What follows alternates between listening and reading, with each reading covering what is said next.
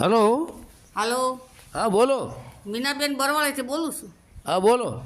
બાપુ, સાચા ભગવાન કોને કહેવાય?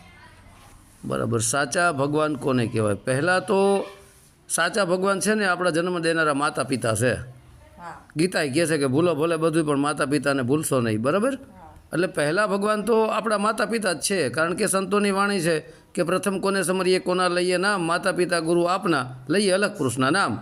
એટલે પહેલાં માતા પિતાને યાદ રાખો, પછી પોતાના સાચા સદગુરુ હોય એને યાદ કરો, પછી અલગ રૂપી આત્માને યાદ કરો. બોલો બીજું. મારું કહેવાનું એવું, મને સમજમાં એવું છે બાપુ, કે ગઢા માવતરની સેવા સાકરી કરો એ પોતે ભગવાન છે. બિલકુલ સહી વાત, એકદમ રાઈટ. જે વૃદ્ધ માતા પિતા થઈ ગયા છે એની હરેક બાળકોનો ધર્મ છે એની સેવા કરવી, એ જ સાચા ભગવાન છે અત્યારે તો હાલમાં. બોલો પછી. મારું કહેવું એવું છે બાપુ, કે સાચા મા બાપને સેવા ન કરવી ને મંદિરે ધામે ફરવી શું કામનું? પહેલાં તો સાચા મા બાપની સેવા કરવી જરૂરી છે. પછી ધામમાં જાવ તોય ભલે, મંદિરમાં જાવ તોય ભલે. બરાબર. જો આપણે સાચા મા બાપની સેવા નથી કરતા અને ધામમાં મંદિરોમાં ક્યાંય પણ જાય તો એ ભગવાન પણ આપણી કોઈ પણ યાત્રા હોય કે કોઈ પણ સમરણ હોય કે કોઈ પણ ભક્તિ હોય એ કબૂલ નથી કરતા. બોલો બીજું. તો મારું કહેવાનું એવું બાપુ, કે હું ક્યાંય મંદિરે જાત્રા કરવા નથી જતી, ભૂખ્યા ને રોટલો, તરસ્યા ને પાણી અને ગઢા માવતરની જે સેવા થાય એ કરવાની. સારામાં સારું કામ છે આ. તમારા જેવું જ કામ તો એક જલપાબેન પટેલની દીકરી પણ કરે છે, જે પરબવાળા અમરમાને અને દેવીદાસ બાપુને બહુ માને છે. તો ભૂખ્યાને ભોજનને, તરસ્યાને પાણીને કરો પ્રભુની ભક્તિ. બસ આનું જ નામ જીવન છે. બોલો બીજું. તો બાપુ મને જ એવું છે કે માતા પિતા એમાં સૌ ધર્મે એમાં સમય જાય છે. હા, માતા પિતાથી વધીને તો બીજું કાંઈ છે જ નહીં. પણ પહેલાં માતા પિતાએ જ આપણને શરીરનો જન્મ આપ્યો છે ને એની અંદર જે આત્મા છે એ આત્માને ઓળખવા માટે આપણે એક સાચા સદગુરુની તપાસ કરવી પડે છે. પણ માતા પિતા, ગુરુ અને ભગવાન આમ તો સરવાળે ત્રણેય મારી દ્રષ્ટિએ તો એક જ છે. બરાબર. બોલો બીજું. એમાં એવું છે બાપુ, કે મને તો મનની અંદરમાં જે બેઠો જે આપણા આત્મામાં એ પોતે ભગવાન છે. બિલકુલ સહી. જે આપણને યોગ્ય લાગ્યું કે આપણા માટે જે કાંઈ ભગવાનને આપણે પકડ્યા તે જ ભગવાન છે. આમ તો ભગવાન સર્વવ્યાપક છે. જેમ કે પરમાત્મામાંથી આત્મા, આત્મામાંથી સુરતા, સુરતામાંથી ત્રણ ગુણ, ત્રણ ગુણમાંથી મનમાયા, મનમાયામાંથી પાંચ તત્વ, પહેલું આકાશ તત્વ, પછી વાયુ તત્વ, પછી અગ્નિ તત્વ, પછી જળ તત્વ અને પછી પૃથ્વી તત્વ. અને આવી જ રીતે પરમાત્મા તો સર્વવ્યાપક સમાયેલો છે જ. બોલો બીજું. બાપુ એવું છે કે ભગવાન તો પોતે આપણે સામે આવીને બોલવાનું, તો આપણે જે આપણે બોલવી એ પોતે ભગવાન છે. બરાબર છે. બોલે એ બીજો નથી, પરમાત્મા પોતે અજ્ઞાનને રડગો થઈને ગોતે. બોલો બીજું. મને તો એટલું જ વિચાર થાય બાપુ, કે આપણે વિચારવી એ સામે આવીને ઊભું રહેશે. રાઈટ, બિલકુલ રાઈટ. જેવા આપણા વિચારો છે તે જ પ્રમાણે આપણો કર્મ બંધાય છે. જો આપણે પરમાત્મા પ્રત્યેના વિચારો કરશું તો એવા કર્મો બંધાશે, સત્કર્મના વિચારો કરશું તો એવા કર્મો બંધાશે, અસત્કર્મના વિચારો કરશું તો એવા કર્મો આપણા બંધાશે. બરાબર. જ્યાં જ્યાં આપણું મન જશે અને જેવા આપણા વિચારો હશે તે પ્રમાણે તેના રંગે આપણે રંગાઈશું. ચોરની સંગત કરશો તો ચોર જેવા બનશો, વેપારીની સંગત કરશો તો વેપાર જેવા બનશો.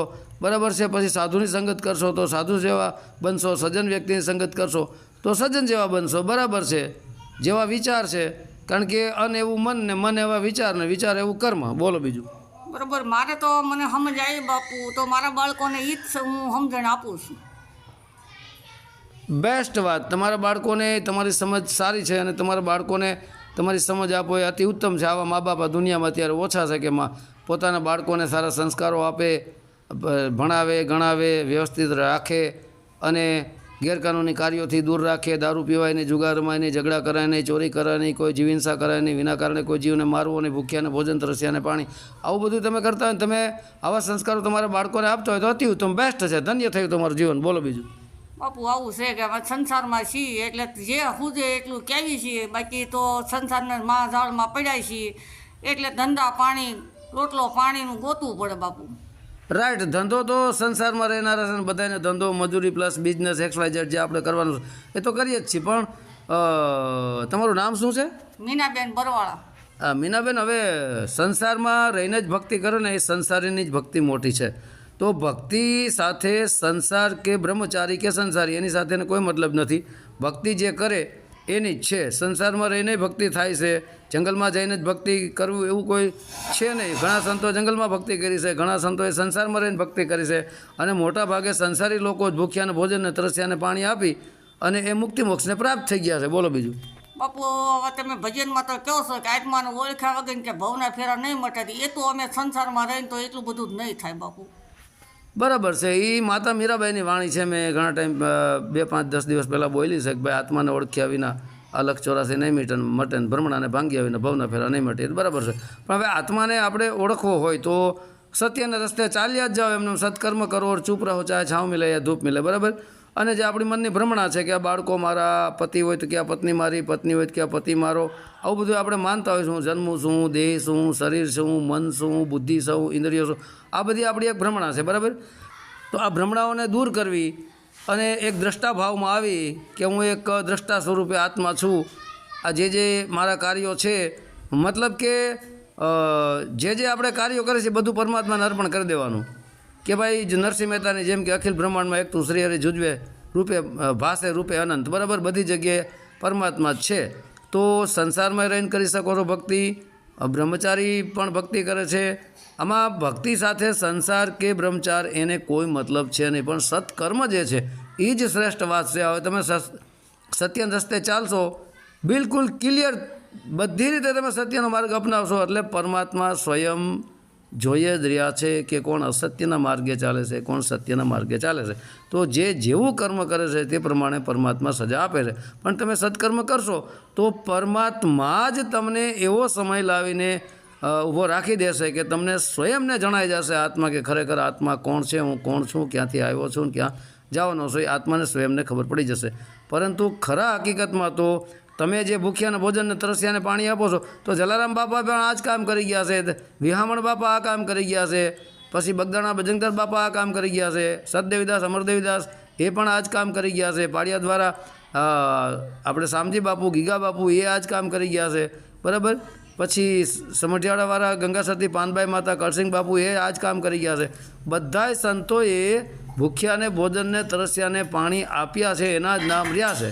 ટુકડો ને હરી ઢુકડો, જેને રોટલો આપ્યો એના જ નામ રહ્યા છે, રોટલાવાળાના જ નામ રહ્યા છે. કથણી બકણી કરી કરીને તો કેટલાય મરી ગયા, એના કોઈના નામ રહ્યા નથી. બરાબર. પણ રોટલા ન્યા જ જેને રોટલા આપ્યા છે એને જ હરી પ્રસન્ન થયા છે, એને જ હરી મળ્યા છે. કારણ કે કહેવત છે કે ટુકડો ન્યા હરી ઢુકડો, હે દેને કો ટુકડા કે લેને કો હરિનામ, તૈરને કો આધીનતા, ડૂબને કો અભિમાન. બોલો બીજું. હાલો. હા બોલો બોલો.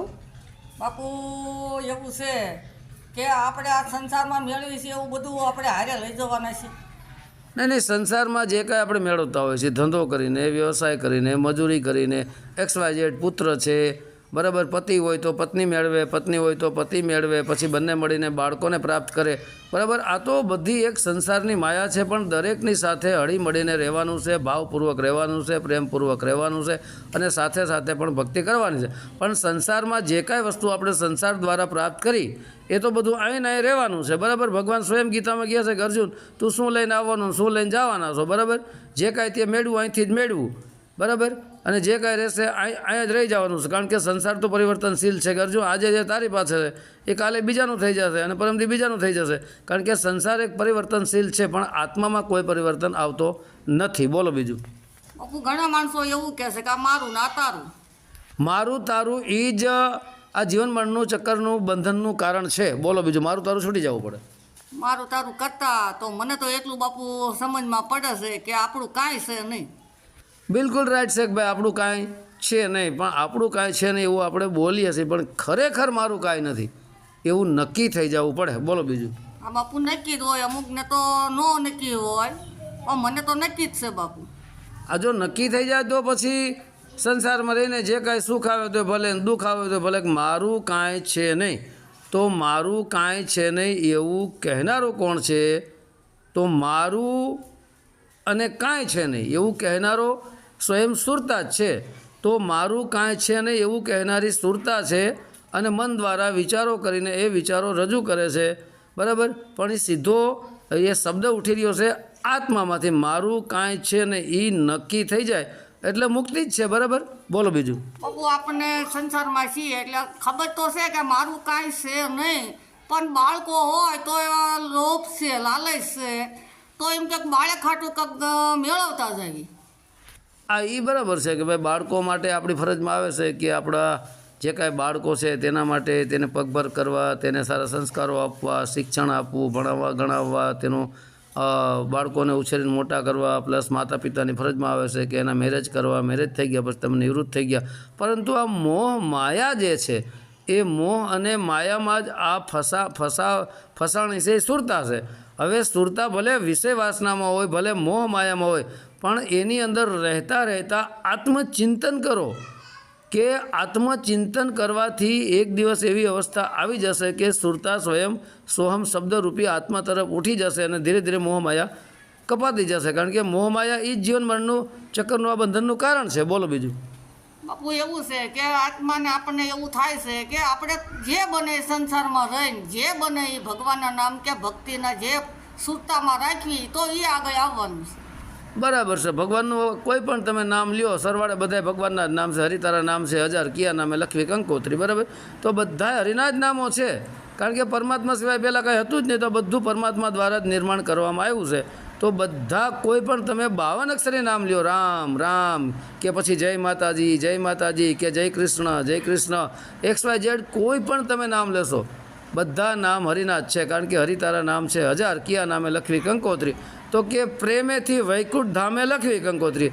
કોઈ પણ તમે નામ લ્યો એ નામ પ્રત્યે તમને પૂરો પ્રેમ, પૂરો સ્નેહ, પૂરો ભાવ હોય તો આપણે જે વાલ્મીક ઋષિ થઈ ગયા એ ઊંધું નામ જપ્યા હતા, મરા રામમાંથી મરા જપીને પણ મુક્તિ મોક્ષને પ્રાપ્ત કરી ગયા અને એ પણ ત્રિકાળ જ્ઞાની થયા. રામ પહેલાં પણ એને રામાયણ લખી ગયા. તો આ નામ જપનું બહુ મોટો મહિમા છે. પણ નામ જપતા તમે વેખરી વાણીથી જપતા મધ્યમાં આવો, મધ્યમાંથી પશ્યંતીમાં આવો, પશ્યંતીમાંથી પરામાં જાઓ, પછી પરાપાર થઈ શકો છો. આ નામ જપથી આત્મા મળી જ શકે 100%. બોલો બીજું. હું તમને એક પૂછું સવાલ કે મારા કર્મે કરું તો કોઈ કર્મના ભાગ્યા છે? મારા કર્મે હું કરું તો કર્મના કોઈ ભાગ્ય છે કે નહીં? ના, કોઈ નથી. મીરાબાઈ કહે છે કે કર્મનો સંગાતી રાણા મારે કોઈ નથી. મારા કર્મો તો મારે જ ભરવા પડશે. અને સંત કબીરજી પણ કહે છે કે કબીર તેરી ઝોપડી કબીર તેરી ઝોપડી ગલકટિયન કે પાસ જો કરે સો ભરે તું ક્યું ભૈયા ઉદાસ ભાઈ. કે ભાઈ જે કરે એ ભરે, બાકી કર્મનો તો સંગાત કોઈ છે જ નહીં. પણ આ માયાનો સંગાતી છે. આપણે ધન દોલતને બંગલાને મેળ્યું મોલાતું બનાવ્યું એ છોકરા લઈ જાય, એનો સંગાત છે. આપણી સાથે ન આપણી છોકરાને કામ આવે. પણ જે આપણા કર્મો છે એ કર્મોમાં કોઈ ભાગીદાર નથી. બોલો બીજું. બાપુ હું કહું છું તમને એટલું કે કર્મથી પાછું રહેવું બરાબર છે ને? કર્મ ન કરવા. બરાબર, કર્મથી પાછું રહેવું એ તો બરાબર છે. પણ અસત્કર્મથી પાછું રહેવું. કર્મ બે પ્રકારના થાય, સત્કર્મ અને અસત્કર્મ. અસત્કર્મથી પાછું રહેવું, સત્કર્મમાં તો જોડાવું જ તમ તારે, બરાબર. કારણ કે કર્મ તો કર્યા વગર કાંઈ મળવાનું નથી. ભગવાન પણ અર્જુનને કહે છે કે અર્જુન તું કર્મયોગી બન, નિરંતર યુદ્ધ કર, બરાબર. કર્મયોગી એટલે કર્મના કામની અંદર જોડા, પણ નિષ્કામ ભાવે કરતાપણાનો ભાવ છોડી દેવો, એટલે પછી કર્મ બંધન લાગુ પડતું નથી. બોલો બીજું. મને કેવું છે બાપુ, આપણે જે ધર્મના રસ્તે ચાલી રહી તો દુઃખી કઈ રીતે છે? હવે ધર્મના રસ્તે આપણે ચાલીએ અને દુઃખી કઈ રીતે છે? અસલમાં જેને આપણે ધર્મ સમજતા હોય અને એને ધર્મ માનીને એના રસ્તે ચાલતા હોય, બની શકે ધર્મ ન પણ હોઈ શકે તો પણ દુઃખી છે. જો એ ધર્મ હોય અને છતાંય આપણે દુઃખી થતા હોય તો જેવી રીતે કે ભાઈ આપણા અત્યારે બેંકમાં 1 લાખ રૂપિયા પડ્યા છે, રોજ તમે 1000 રૂપિયા ઉઠાવો તો પછી એમાં 100 દિવસ પૂરા થાય એટલે 1 લાખ રૂપિયા પૂરા થઈ જાય. એવી જ રીતના આગળના જન્મનું જે કાંઈ આપણું પાપનું ઓલું જમા હોય, બેલેન્સ હોય, બરાબર. અને અત્યારે આપણે સત્યના રસ્તે હાલીએ છીએ તો એ પાપનું બેલેન્સ જ્યાં સુધી સત્ય દ્વારા ન કપાય ત્યાં સુધી આપણે ભોગવીએ છીએ. અને જે પાપનું બેલેન્સ છે આગળનું એ કપાઈ જાય એટલે સુખના દિવસો આવી જાય. જોજો ઘણા બધા લોકો હદ બહારનું પાપ કરતા હોય છતાંય સુખી હોય છે. તો એ કેમ સુખી છે કે ભાઈ આટલું બધું પાપ કરવા છતાંય સુખી? પણ એનું આગળના જન્મનું એનું પુણ્યનું બેલેન્સ છે. એટલા માટે એ પાપ કરવા છતાં સુખી છે અને આપણે પુણ્ય કરવા છતાંય સત્યના રસ્તે હાલવા છતાંય દુઃખી છે. તો સમજી લો કે આગળના જન્મમાં આપણું પાપનું બેલેન્સ છે. બોલો બીજું. બાપુ અમારે તો બાળકો કંટ્રોલ છે, પણ એમ કે ભાઈ આપણે ઓલા ભાવનું કોઈ પાપનું કર્મ કર્યા છે તો આ ભાવ ભોગવી છે તો માહિતી શાંતિ આવશે. બરાબર છે. પરમાત્માને એ જ કહેવાય કે મારા પાપ કર્મો જેટલા છે એની ભરપાઈ મારે આના જન્મમાં કરી દેવી છે. જેટલું દુઃખ આવે એટલું આવવા જ દ્યો અને ભક્તિમાં રહ્યો સંતોના મત પ્રમાણે હે કે જો આનંદ સંત ફકીર કરે वो आनंद नाई अमीरी में सुख दुख में समता साध रहे सुख दुख में समता साध रहे वो धीर गंभीरी में सुख दुख में समता साध રહે वो धीर गंभीरी में બરાબર.